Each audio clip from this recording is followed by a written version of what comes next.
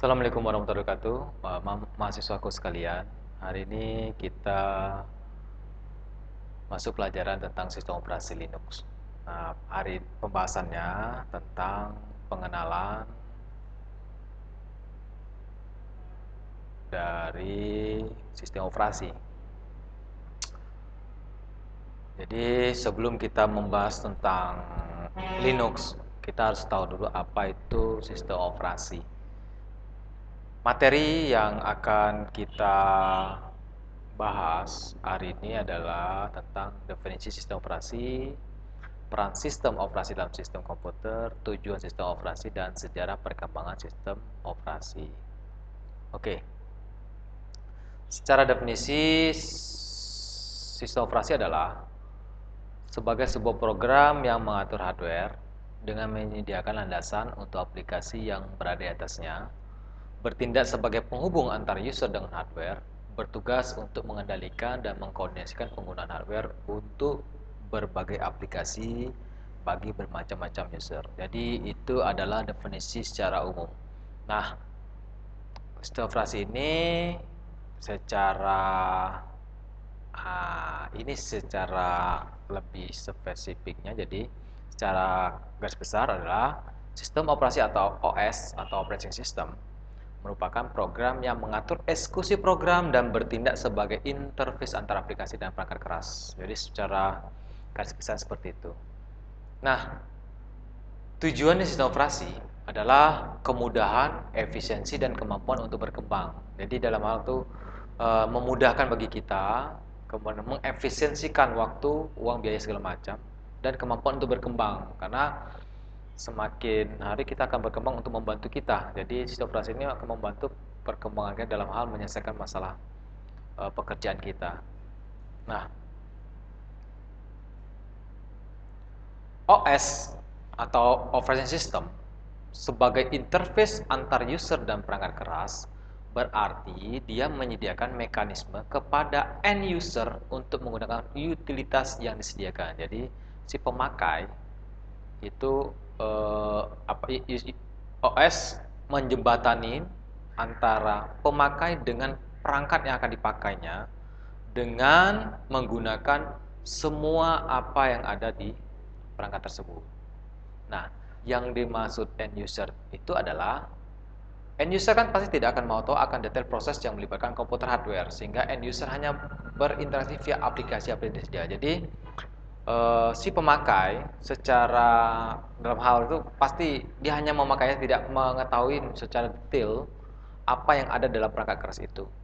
Dia hanya berinteraksi via aplikasi yang disediakan. Jadi aplikasi-aplikasi apa itu yang menyediakan oleh sistem operasi, dia end user hanya menggunakan itu sebagai interface-nya.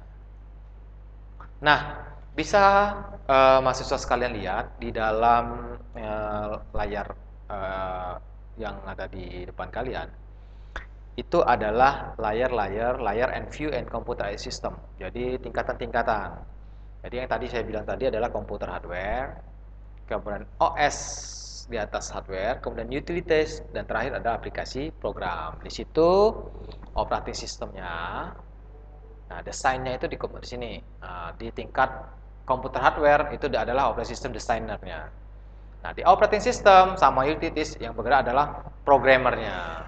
Nah, kalau yang aplikasi program, yang terakhirnya adalah end user yang menggunakan. Jadi, tata letak berdasarkan dari layer yang kalau kalian lihat itu adalah si pemakai hanya ada di aplikasi program aja. Dia tidak akan memikirkan bagian dari hal operating system designer maupun programmernya. Oke, apa saja sih yang disediakan oleh OS? Jadi service-service apa yang disediakan oleh operating system?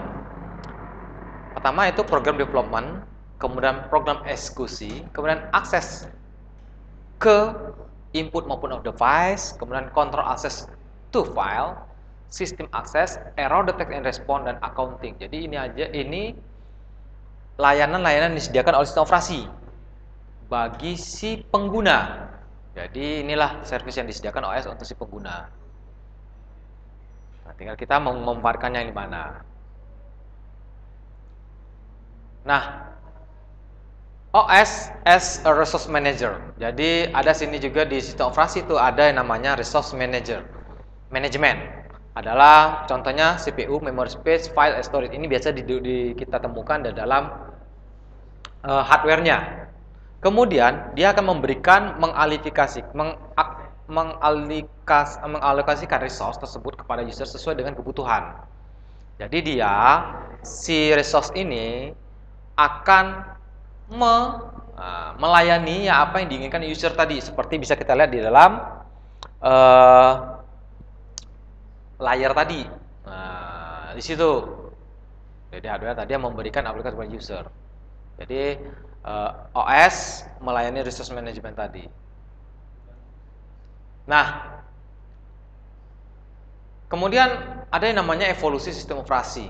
Jadi perkembangan sistem operasi itu seperti apa? Jadi dia dari serial processing, simple batch system, multi-program batch system maupun time sharing system. Jadi ini perkembangan dari evolusi dari sistem operasi yang sekarang kita gunakan.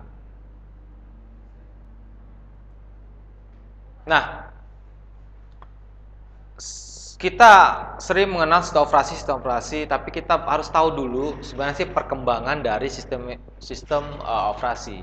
Jadi pertama kali sistem operasi itu adalah namanya komputer digital, didesain oleh orang ahli matematika bernama Charles Babbage tahun 1792 atau 1871. Dia memberi gagasan tentang sistem mesin yang terprogram. Tapi ada terbatasan pada waktu itu teknologi. Mesin itu hanya tidak dapat bekerja sesuai dengan yang diinginkan. Si Charles ini membuat ini, tapi kan dulu keterbatasan teknologi. Nah, mesin yang diciptakannya,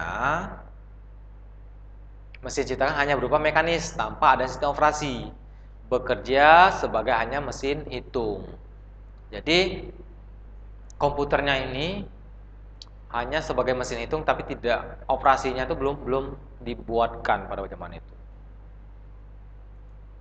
Nah, yang tampak di layar itu adalah mesin yang diciptakan oleh Charles tadi. Jadi dia menghitungkan matematika, dia menggunakan metode punch card, ketukan, masukkan nilai angka yang digunakan dalam penghitungan. Nah, ini mesin yang pertama. Nah, setelah zamannya baru mesin, baru ada lagi sekarang generasi untuk OS. Jadi kita harus tahu dulu generasi-generasi yang ada di OS ya. Generasi pertama itu mulai tahun 1945 sampai 55 itu berbentuk vacuum tubes atau plugboard. Nah, itu adalah DN serial, mungkin nggak kelihatan karena tulisannya itu ya, serial processing ini. Mohon maaf ya, kurang baik warnanya. Kemudian generasi kedua tahun 1955 sampai 65 itu generasi transistor and batch system. Nah, jadi sudah menggunakan alat elektronika transistor.